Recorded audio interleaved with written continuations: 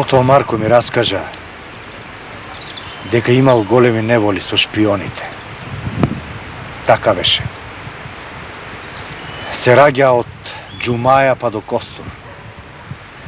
Со своји очи видов, одејќи од Воден преку Пајак планина. Не стигна курир и ми рече дека во селото Петрово, близу до Бојмица, се случило невидено зло. Се здадовме на кај селото.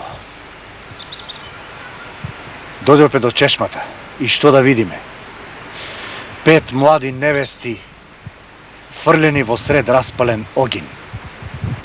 Во тоа село се појавиле некакви бабаджани, се нарекувале гркомани, а мажите на тие невести им беа во серските чети, па душманите го знаеле тоа. Дошле во селото, ги посрамотиле, мачки им пикале во пазувите да ги дојат, а потоа ги фрлиле во огинот. Ронејќи солзи, им реков на моите момчиња, кон тие кучиња милост да немате. Тргнете им потрагите. И ако ги фатите, главатарот нивни жив да ми го доведете. Се здадоа на кај селото. По злосторниците ми го доведоа главатарот. Беше македонец. Нареди да го пуштат. Ми се подналутија момчињата зошто не им го дадов главата да му ја отсечат. Така е најарно, им реков. Тој или сам ќе си ја пресече, или лудница ќе скапе. Така и се случило. Ми рекоа по 3 дена го нашле удавен во Вардар.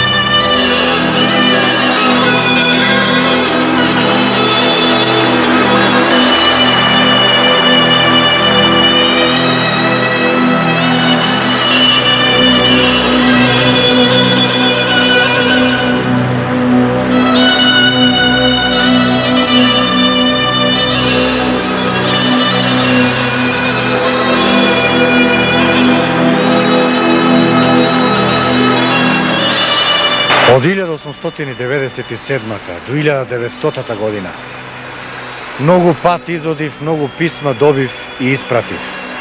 Големо другарство сковав со верни луѓе на делото. Никола Малешевски подобро знаеше како ми чука срцето отколку јас самиот. И азбуката им ја испратив, писмата шифрирани да се доставуваат. И се некако ја редев организацијата да не ни избека од раце. И токму во тоа време добив потресна вест дека Чемчето и Јордан Гавазов, кои раководеле со чета во Прилепско, биле обколени од турскиот аскер. И за да не паднат во рацете на аскерот, решиле самите да се ги одземат животите. Таквата саможртва подоцна стана дел од нашата заклетва.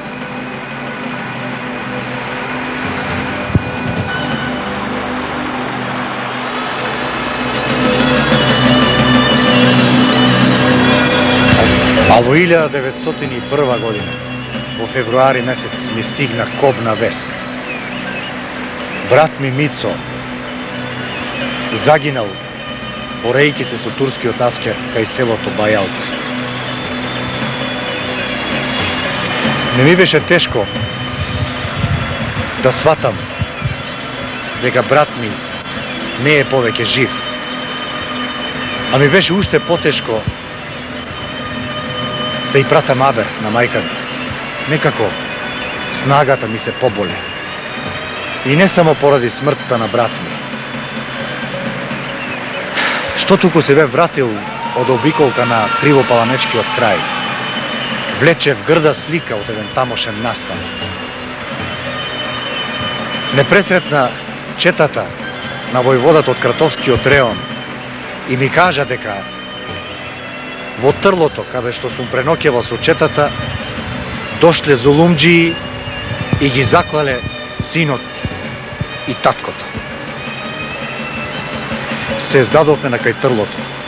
И што да видиме? Главата на синот се тркала до празното ведро, а главата на таткото среде трлото. Снагите им висеа на гредите. И видов крепосна жена како мајка ми. Не знаеше на чија глава да ги истури солзите.